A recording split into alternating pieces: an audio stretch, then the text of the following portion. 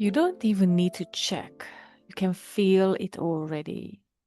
You sent the message, you applied, you shared the offer, you opened your heart, and now silence. Nothing dramatic, just the absence of what you hoped would arrive. The sensation comes first. It's in the body, a drop in the stomach, a tightening in the throat or in the chest. Then the thoughts follow. Maybe it didn't land. Maybe I did something wrong. Maybe this isn't working. Within seconds, a meaning is formed about what this silence says about your path, your effort, your future, your business, your purpose. And almost automatically, the conclusion appears. I need to do more. I need to try harder. Maybe I need to fix something. Maybe there is still something blocking this, or I need a better technique. I need to make this work. And you understand identity, you understand assumptions, awareness, manifestation, identities. You've done the work, you know the principles. You've studied them for years, lived them, maybe even shared them with others, maybe you even teaching them. And still you react. Welcome to the Mirror Podcast. This space used to live under a different name, but the work itself has always been the same. Seeing the position you are living from clearly enough that the loop finally loosens. So the name now reflects what this has always been about, the mirror. And if you've done years of inner work, understand the concepts beautifully, and still find yourself reacting in the same moments again and again, this episode is for you. Because those reactions are not random. They are not proof you are failing or you are misaligned or you are not there yet or you're doing something wrong or you need to do more, better, or that you're not seeing something. There are moments where the underlying story you've been living from is being touched. Think about it. The comparison when you see someone else's success, the contraction when the bank account looks the same, or even worse, the anger or hurt when someone questions your path, the burnout after pushing harder to finally make it work.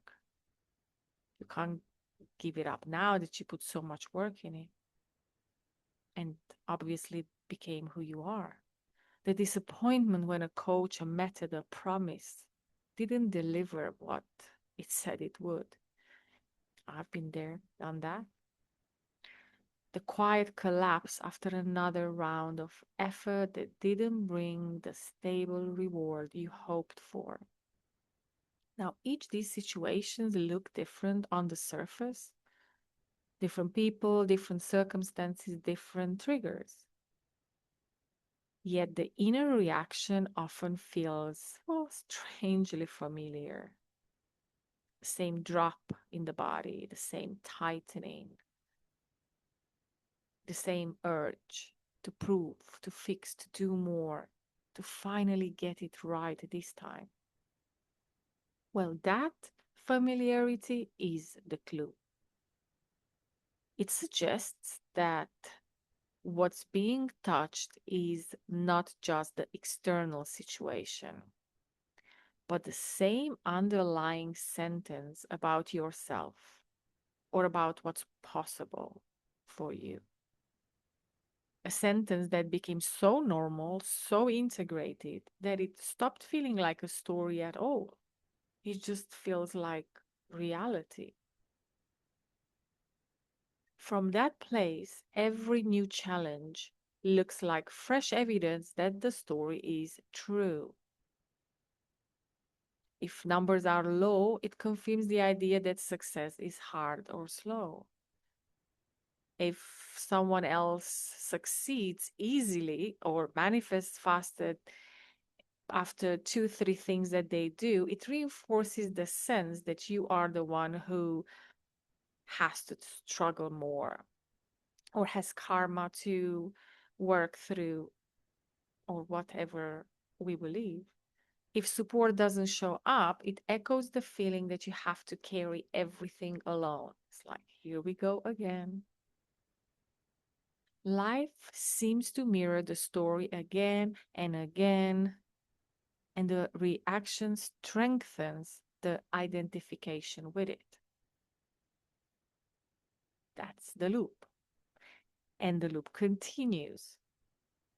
Reaction is like first you experience something, then reaction comes, then more effort comes, then there's temporary hope, and then it's the disappointment, then another search for the next method, the next tool, the next guru, the next person, program who finally promises relief, liberation. Not out of weakness, but out of sincere desire to live the life you know is possible. And I think that's the truth. That's what really makes us go on this never ending search and seeking because we know that is real. We feel it in our bones. But the underlying position from where we're seeking remains unchanged. And from that same position, the same kinds of experiences tend to repeat. Midway through this path, many people start to suspect that something, maybe, yeah, maybe that something is off. Not that the work was useless, and not that the growth was not there, and not that the desire itself was wrong or is wrong, but that the effort was happening from inside a certain identity. The one who is always almost there, the one who is always preparing, always improving, always almost there, but not quite yet. From inside that identity, every reaction to life makes sense. Of course, the numbers matter. Of course, the comparison hurts. Of course, the disappointment feels personal because the story isn't being observed as a story, it's being lived as me. This is where the words false, assumption, or story, identity, illusion, separate self all point to the same thing. Not something mystical or abstract, but the very real role you've been living from automatically. The one invested in the game, invested in proving, invested in finally finding the solution and arriving. When that role is touched by life, the reaction is immediate. That's what we call trigger. Hurt, anger, defensiveness, collapse, renewed effort. The system protects the story as if it were protecting your existence because it has been experienced as who you are for so long. Seen this way, those painful daily moments are not random setbacks. They are exposures. The lie is not being proven true in those moments. It is being touched and revealed. So it's your biggest gift if you know how to unpack them. And the intensity of the reaction shows how deeply identified the system still is with that sentence. not failure, but information as a reflection. And let me just put this here. This is exactly why I created the mirror, a private space and guided container alongside this conversation here on the podcast.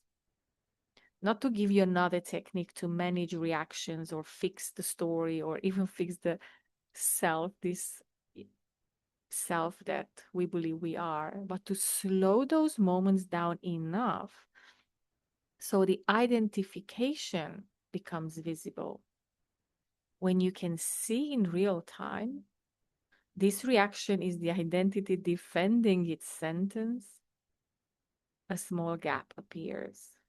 The situation is still there. The emotion may, of course, still be there, but the meaning, this is who I am and what my life is, begins to loosen its grip. From that gap, effort can soften. Not because you stop caring, but because you're no longer fighting for the survival of an identity. The obsession with proving, the dependency on the next promise of relief, the cycle of hope and collapse, all start to make sense as movements of the same loop rather than personal flaws. You see how the story has been living you through reaction after reaction, and how awareness itself already gives you the option to say, I'm done, enough, I'm out. In any moment, you see it clearly, you see it for what it is. This doesn't mean denying real challenges or pretending emotions aren't there. It's even the opposite, allowing them without wanting to do anything with them. Because what makes this loop and this illusion to be there and strengthen itself, it's our reaction to it. We wanting to do something with it. We believing it's true. We going back into fixing. But all you need is to simply recognize that the reaction is not the ultimate truth about you. It is the story being activated. And what can be clearly seen, even for a second, it is no longer completely in control. When you see it from outside, you are not trapped inside. And if this resonates, I invite you to listen to a free audio that I created. It's on my page, and I put the link in the description box below. It's called Why Nothing Changes Even When You Do Everything Right. It's a gentle 20-minute reflection that helps you notice the position you've been living from without trying to change anything first. Because there's nothing to do. You just need to see it clearly. And that's how you untangle.